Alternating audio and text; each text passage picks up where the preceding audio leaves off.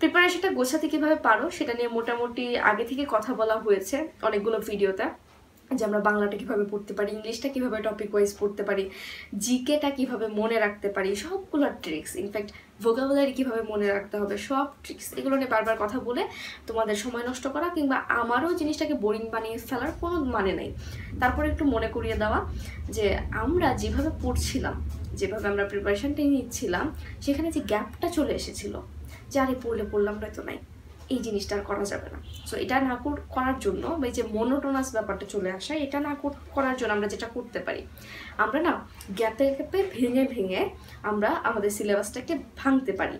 মানে ধরো 3-4টা চ্যাপ্টারকে একসাথে করলে, বাংলার 3-4টা চ্যাপ্টার নিলে, ইংলিশের 3-4টা চ্যাপ্টার নিলে, জিকে 3-4টা চ্যাপ্টার নিলে, এগুলো নিয়ে তুমি একটা প্যাকেজ করলে, সেই প্যাকেজটাকে তুমি নাম্বার 1 নাম দিলে, এবং আরেকটা প্যাকেজ করলাম নাম্বার 2 আর নাম্বার 3, নাম্বার 4, এভাবে করে করে অনেকগুলো প্যাকেজ মিলে তোমার সিলেবাসটাকে ব্লক করে তুমি ভাঙবে।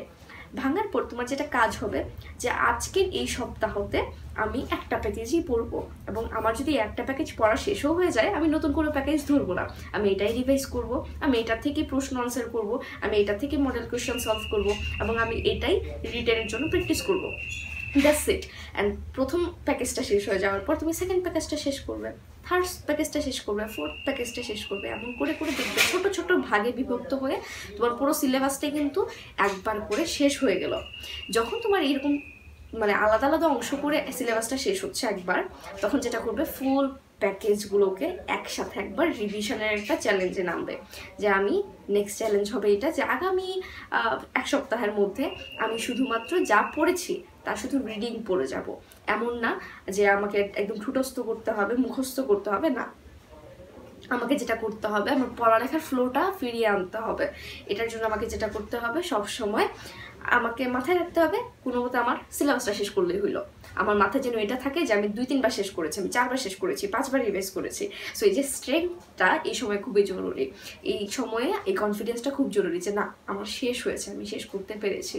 সো যেটা করবে, অলরেডি যেহেতু তোমার জিনিসগুলো পড়া, টপিকগুলো বোঝা, কিছু কিছু হয়তো টপিক তুমি এখনো ভালো করে বোঝো না, সেগুলোর জন্য কিন্তু অলরেডি বলেছি যে যে জিনিসগুলো তুমি বোঝো না সেই জিনিসগুলো নিয়ে একটু সেলফ অ্যানালাইসিস করো, একটু গুগল ঘাটাঘাটি করো, একটু আগের যে বইপত্রগুলো তুমি স্কুলে পড়েছিলে, কলেজে পড়েছিলে এই টপিকগুলোর উপর, সেগুলো একটু খোঁজার চেষ্টা করো, এবং সেখানে বোঝার চেষ্টা করো যে বেসিকটা কী, এটার পেছনের কাহিনীটা কী।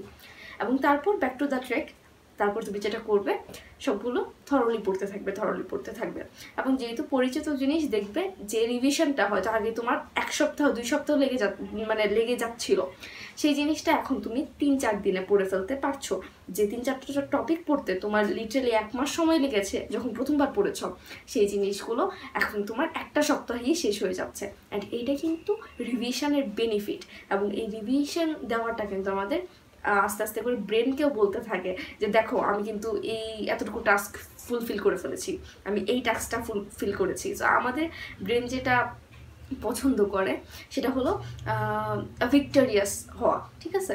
ভিক্টোরি পাওয়াটা মানে বিজয় লাভ করাটা আমাদের ব্রেন খুবই পছন্দ করে। যখন তুমি একটা সার্টেন অ্যামাউন্ট বা সার্টেন পোর্শনের উপর মাস্টার করে ফেলবা, বা তুমি যখন খুব ভালো করে ফেলবা, তোমার ব্রেন কিন্তু অনেক একটা রিলিফ পাবে এবং অনেক কনফিডেন্ট পাবে, অনেক কনফিডেন্স পাবে।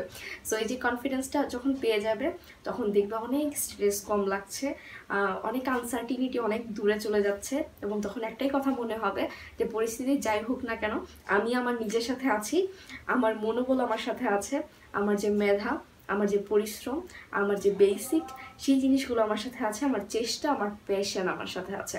সো আমার মনে হয় যে এইভাবে তোমরা যদি মেন্টাল সেট আপটা করে এবং সিলেবাসটা কীভাবে গোছাতে হবে, এই দুইটা জিনিস একসাথে করতে পারো, আমি যেভাবে আজকের এই ভিডিওতে বললাম, আমার মনে হয় তোমাদের যে দুশ্চিন্তাগুলো এবং তোমরা যে প্রবলেমগুলো ফেস করছো সেগুলো একটু হলেও কমবে। সো নেক্সট ভিডিও আসা পর্যন্ত আমার জন্য ওয়েট করো, সেই পর্যন্ত ভালো থেকো এবং অবশ্যই সুস্থ থাকবে। Bye bye.